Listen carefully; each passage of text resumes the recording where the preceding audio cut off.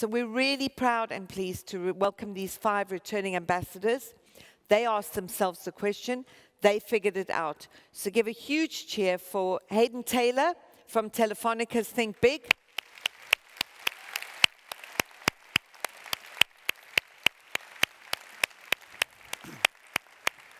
Hey, Hayden.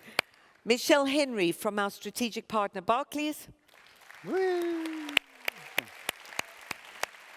Ah, fabulous. Esther Marshall from Unilever.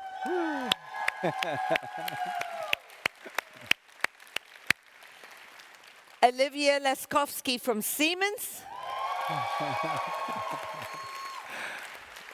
Hello.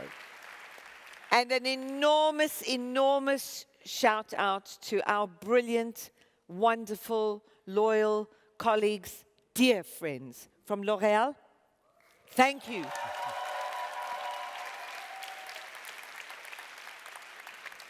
Thank you, thank you, thank you to the French for being here. Thank you. Yeah, hey. And let's welcome Alexander Onish from L'Oréal.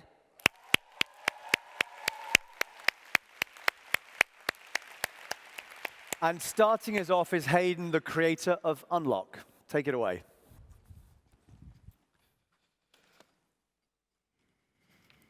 First of all, I'd like to say thank you for the opportunity to speak at this incredible forum alongside so many powerful young minds. My name's Hayden, and I started my social business, Unlock, at the age of 16, just before my final GCSE exams, with the help of the wonderful team at Telefonica. Unlock is a social enterprise that believes in empowering young people to be leaders in themselves, leaders in their schools and colleges, and leaders in their communities. We want education to value key skills such as leadership, communication, and teamwork, and not remain transfixed on a narrow curriculum which does not enable young people to grow into competent individuals that are truly masters of their own destiny. It's great to make lots of friends and meet hundreds of new people, but it is those few strong relationships with people who can really offer relevant advice and support to take your movement forward that will be making the biggest difference to you in the months to come. And that is exactly what I did. I made connections with delegates from Australia, Turkey, and the United Kingdom, and I formed meaningful relationships that helped me take forward my vision for Unlock. If it wasn't for these One Young World connections, these really meaningful connections, I would not be where I am today. Or, for example, be planning a launch for a regional youth leadership camp for young leaders in schools this coming summer, based on the Australian model from my friend in Perth that I met here at One Young World. Their experience as informal mentors and as friends was invaluable, and just having them there as a sounding board for ideas from a different area of the world or business sector is a real asset. Although the spectacle of One Young World Summit stops on November 21st, the conversation should not. Use the relationships you've built to develop a springboard for action. Work with your connections that you've made from One Young World and work out exactly what it is you both want to get out of your relationship, and build a communication action plan where you can regularly update each other, share ideas, and hold each other to account for your successes and your failures. That would be my number one One Young World tip.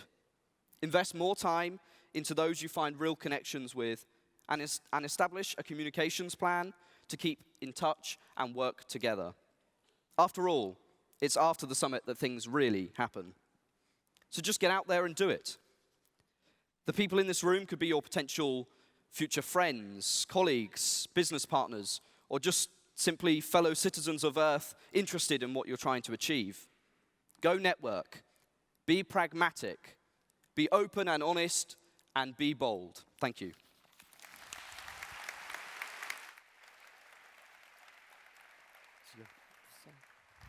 Security thing.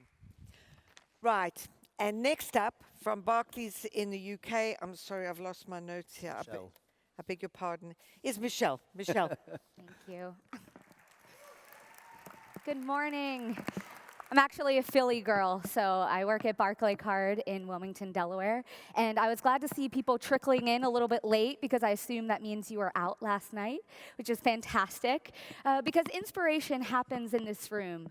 But the connections that you need to turn that inspiration into action happen when you leave and go out, go to lunch, get to connect at networking sessions. So I'm really glad to see, as we were watching on the screen, that all of you were trickling in a little bit past 8:30.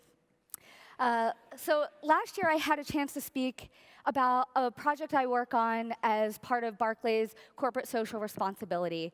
I work with the White Mountain Apache tribe outside of Phoenix, Arizona, and I spent the last year developing an entrepreneurship program for youth.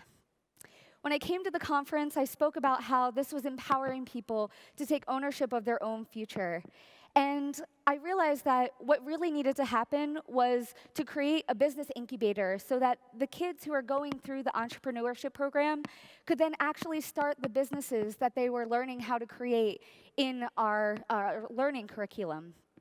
And coming home from Dublin, I actually woke up on the plane next to one of the fellow delegates, Dan Law, and he was wearing his One Young World hoodie, and we had a great conversation about what he was doing in Pittsburgh, where he had started his own business incubator called Thrill Mill. And he gave me advice on how to actually start the business incubator, what it would take, what mentorship really looks like. And without him, I wouldn't have been able to come up with a framework to develop what it should look like on the Apache Reservation. And then after I met with him and had his advice, I had the great support of one of my fellow Barclays delegates, Sharon Chen, who I have learned an incredible amount from. She is one of those people who could meet every single person in this room, and she is a connector. And those are the people that you really need. You need those connectors, and she's taught me so much about being able to just keep up on the text messages and find people through email, and being able to find those little nuggets where you connect people together that you wouldn't necessarily see the connections right away. I think that with those connections, both external and internal, I was able to develop the Barclays incubator on the Apache Reservation, and already we've seen incredible results. We had a 35% increase in the GPA of the students who are in our program, and that's versus a control group in a National Institute of Health study. And the students who were in that study, they increased 8% in their GPA as well, just from the system-level effect of having other people starting their own businesses and realizing hope in their community, hope in the ability to see something different than the life that they had from their brothers and sisters, from their parents. And that was all from what Dan had taught me, what Sharon had taught me through her connections. So I would say and encourage you, as you sit here today, get outside the room, go find the other people who can help you with your projects. And when it comes down to it, I know this is really hard to do because we talk about how you're going to do something. What will you do after One Young World? But I would say, release that agenda. For a moment, follow Muhammad Yunus's words. Solve the problem of the person in front of you, and really think about where you can help them, because I guarantee, and I've seen it in my past year, that if you help the other people come up with their own projects, that the reciprocal relationship will be astronomical, and that is when you will get things done for yourself. So if we all find a way to help each other, that's when we move the ball forward. And I said last year in my speech that the partnership potential in this room is incredible. And I saw it firsthand. I believe it. I see it now. I see it in your tired faces, but I know you're going to connect with each other later when you wake up. And I think that, turn to the person next to you right now. Bring out your business card. Find a way to connect with the people around you, really, because those are moments where you have a chance to actually talk about what you're passionate about, what you're doing. Bring down your guard. Think about the person in front of you. That's the moment where we're going to all collectively make change. Thank you.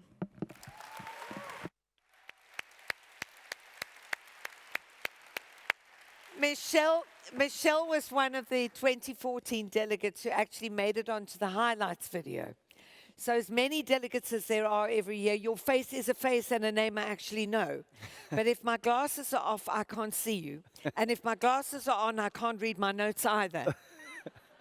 So next up, and just absolutely amazing. This is working in Timor-Leste, and we were talking with Mr. Nunn yesterday about East Timor. So, working in Timor-Leste for a fantastic project, Olivia.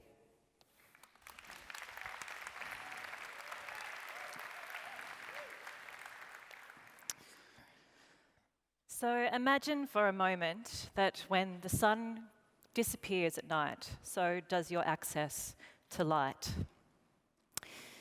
In that circumstance, what would the amenity of light mean to you? I'm a city-dwelling Melbourne girl. I can't fully appreciate what that means, but I've spoken to people who do. They've told me that light is life, it's new life. That the children can study at night and their eyes don't hurt when they study. That they don't have to pay to travel to the city to buy kerosene. And that my old mother can walk around the home at night now. These are quotes from East Timorese families 12 months after receiving their first solar-powered light. It's their first source of light other than poor quality kerosene lamps. And it highlights that light is not just about the hard metrics of improved childhood literacy rates or household productivity, but the simple things in life. Enjoyment of each other's companionship, feeling safe and secure, and having flexibility in your day. East Timor, Timor-Leste, it's a tiny country less than an hour's flight north of Australia. And it has some of the highest rates of malnutrition in the world. There's lack of access to clean water and electricity, and really low rates of literacy. Well, last year, the Honourable Mary Robinson said, "I want your help to promote the ideas of climate justice, to get energy to the poorest. We can learn from good examples. If you have an idea, tell me." We heard about the power of being the most connected generation and our access to information. And I spoke with delegates from the US, Pakistan, Fiji, the Marshall Islands, and the ways that they're trying to alleviate energy poverty. And for me, that was a light bulb moment when I realized that I have something really powerful to share. For many years, I've volunteered with or worked with an organisation called the Alternative Technology Association, who are working to light up East Timor. The ATA developed the Village Lighting Scheme. It's a formula for delivering community-managed solar lighting projects. It's been tried and tested in Timor since 2007, and it delivers solar lighting to every household in a village, but most importantly, it emphasises local skill development and maintenance. The ATA prioritise our work in Timor. We don't have the capacity to go global, but we do have the expertise, the know-how of how to implement these projects successfully, and we want to share this freely with other NGOs so they can do the same in other countries. So post One Young World, I've been developing an instruction kit that explains step by step the process to empower communities to manage their own solar lighting. It includes how we establish local training. We train technicians selected from the village, they're often subsistence farmers, on how to install and repair solar lights. And the kit will also include ATA curriculum in solar power design, and that's taught at a professional trades level in Timor. It will explain how we establish community management, empowering communities to set up a committee that manages the rights and responsibilities of the key stakeholders, so the households that receive the systems, the technicians, and the committee itself. How to establish a maintenance fund through contributions from households that pay for replacement parts, like when batteries fail, and for the employment of the local technicians. And finally, it explains the simplest part, the technology itself. So based on the success of the holistic approach we take in Timor, 1,300 homes or 7,000 people have access to solar lighting. The Timorese government have endorsed our program, and it's why we received a $250,000 grant from the Google Impact Challenge to provide an additional 500 homes with solar lighting in 2016. Think of the toolkit, the instruction kit, not like instructions for an IKEA furniture product, but more like building a design out of Lego blocks. The intent is that other organizations can either adopt the methodology exactly or cherry pick it and adapt the ideas to their unique context in the world. Light is life, and knowledge is powerful, especially when it is shared. The instruction kit will be made publicly available in early 2016 for you to access. If you want to learn more, I'm at the Siemens Exhibition Space, or you can Google the Alternative Technology Association, Timor-Leste. Thank you.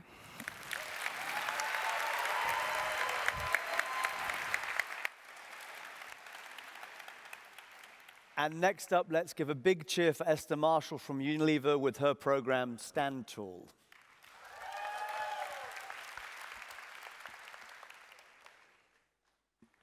Thanks, David. Sawadee ka. 8 years ago, I thought I'd found somebody who loved me. Sometimes he did seem to love me, but at other times, after the drug taking and the drinking, he became a different person. He would hurt me to the point that I was scared. What happened shook me and shattered my self-confidence to rock bottom. I would sit in the bathroom crying in pain, but I never told anyone specific details because I was afraid. Afraid of people thinking I was weak. Then last year, I heard Yeomi Park speak here at One Young World about the abuse she encountered, and it had a deep effect on me. I couldn't stop thinking that other people had achieved these amazing things and inspired others, and all I had done was hide from the issues. I had written down my feelings, but not shared them, so I had to do something. I went back to my room each night and started to draw up a plan of what I'm most passionate about: safety and equality for women and girls. I spoke to David and Kate. I explained that this was my passion, but I didn't want to leave Unilever. I wanted to combine my passion and my job. They said to me I should speak to the CEO of Unilever, Paul Polman. I laughed, as people like me low down in the company don't just go and speak to people like Paul Polman.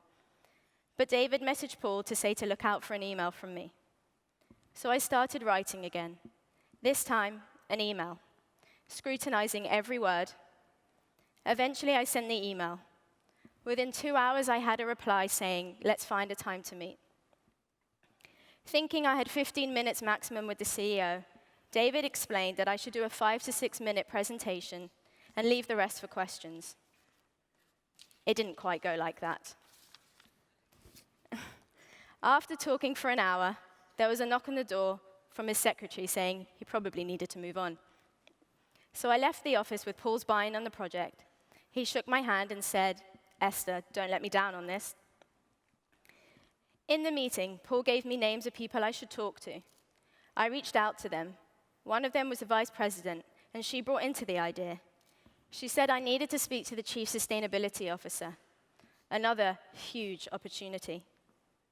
This time I prepared for days. I made sure I knew the subject well, and that my passion and my drive came across. And it worked. He signed off budget to get the project up and running. 8 years ago, when I sat in the bathroom upset, I would start to write my feelings down to help me feel better. I carried on writing for 1.5 years once the relationship was over. And then one day, I said to myself, okay, today's the day. Today I stop writing. Today I start getting on with my life. The final sentence I wrote that day was, one day I will stand tall. So today, here I am, not writing, but speaking. I stand in front of you, and it is with extreme pleasure and pride that I can say to you, I am officially launching Stand Tall.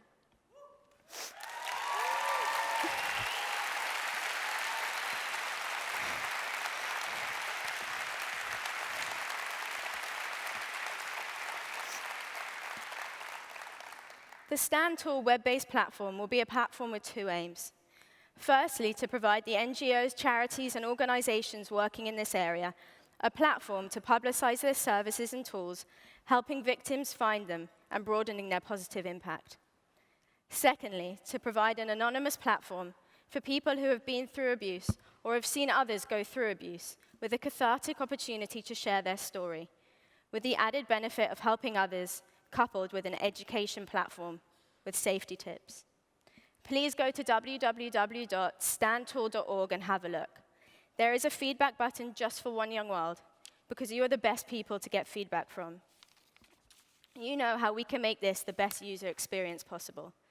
Please help us to do this and register your organization so we can make this world safer for our women and girls. And if my experience so far has taught me anything, it's this. Don't be afraid to take a risk to make a positive difference. If your company have sent you to One Young World, it's because senior leaders recognize your leadership potential. They recognize your capacity to drive change. It's up to you to rise to that challenge. It's up to you to have confidence in yourself to make those ideas a reality. Don't be afraid to bang on the doors of the top managers. They do want to hear from you. And what is it that convinced them? Honestly, it's the passion. How many people in this room have been through something which has made them angry or passionate? Hands? Yeah, most of you. I promise you, find that place of passion and find your purpose. Then from there, you'll find you become so determined that you'll achieve things you didn't even know were possible.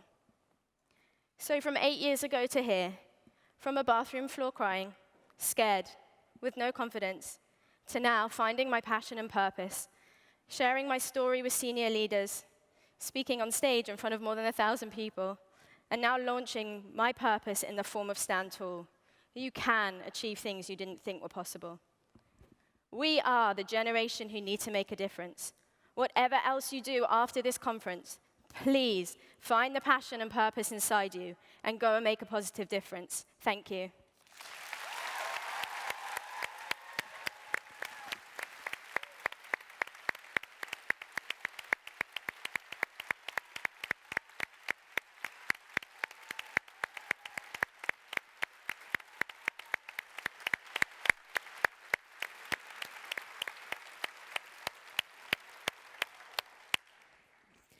And now, Alexander Onish, who is pioneering extraordinary transparency at L'Oréal and has some special messages for us. Technical difficulties.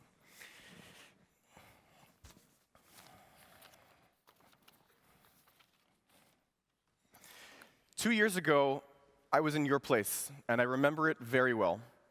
Sitting, being incredibly inspired by all of the speakers on stage, and challenging myself on how I could make a difference and make an impact on those around me.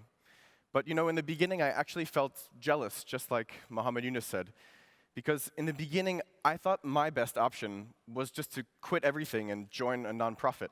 I worked for a big company.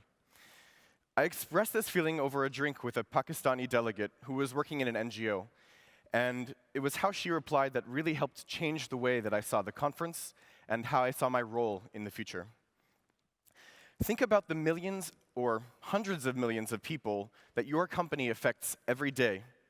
Think about your value chain and how a big positive impact made by a big company can make a huge difference. I left determined to embody the things that I learned at One Young World: respect for our differences, transparency, the power of dreaming big, and above all, taking action. Now, in my personal life, I traded in things like asking for birthday gifts and instead making my friends donate to Doctors Without Borders. And in the ultimate symbol of commitment, as a personal reminder, I even got a tattoo on my wrist reminding myself that whenever possible, to take action. But I was also determined to make a difference at work. So soon after returning from the summit in South Africa, L'Oréal gave me an opportunity to leave my post in New York, where I was working in digital marketing, to come to Paris to the headquarters to work in HR. In my new role, managing the company's reputation as an employer, I decided that I wasn't only going to talk about why working at L'Oréal was great. I was instead going to help my company become even greater. So in the spirit of One Young World, I started on a project with a website called Glassdoor, which I'm sure many of you know, but for those of you who don't, it's like the TripAdvisor for jobs. And my aim was to incite a transparency revolution within my company and to encourage employees to leave regular feedback on a regular basis, delivering this feedback to top managers so that they can in turn take action. Having attended One Young World, I was given the access that I needed to make this radical change happen and convince top management that using such a transparent public digital platform was a very good idea. Of course, there was a risk, but I was determined to make a change. And you know, no surprise here, it was the young employees who embraced the idea from the beginning. And we've seen that more than half of the feedback and suggestions were written by the youngest employees of the company. So without realizing it, my project gave an incredibly powerful voice to the very people, just like you, who see our company's responsibility beyond just profit. Because after all of our big companies, if we're going to continue to have a positive impact on our world, we need the dreamers who are going to fuel zero-carbon supply chains of tomorrow. We need the dreamers to expand programs teaching women in developing countries to be hairdressers, giving them the tools that they need to lift themselves out of poverty. We need the dreamers to realize that they can have a huge social and environmental impact even in a big company and not just at a nonprofit. In Paris, I was lucky to meet and work with one of these dreamers, the kind of guy who embodied the true One Young World spirit. His name was Quentin Boulanger. And unrealistically, as terrorists murdered innocent young concertgoers in Paris last week, we lost our friend and colleague Quentin. We're down one young person who is really going to be leading the world, or at least L'Oréal of tomorrow, with his kindness, curiosity, and respect, the true values that we all represent here today. So, as we grieve for Quentin and the victims of terrorist attacks, not just in France, but all over the world, it's incredibly important for us not to lose our optimism. Young people's opinions matter, especially in big companies. You're here because companies believe in you. They know that it's us, the young people, who are going to be leading the change that they so drastically need. So when you go back home, please make a pledge to yourself. Dream big. Push hard to make something happen. Whether the change is creating a social enterprise or empowering employees, your ideas are the ones that are going to change the direction of companies all over the world. Change isn't easy, but it's worth it. We're all worth it. Thank you.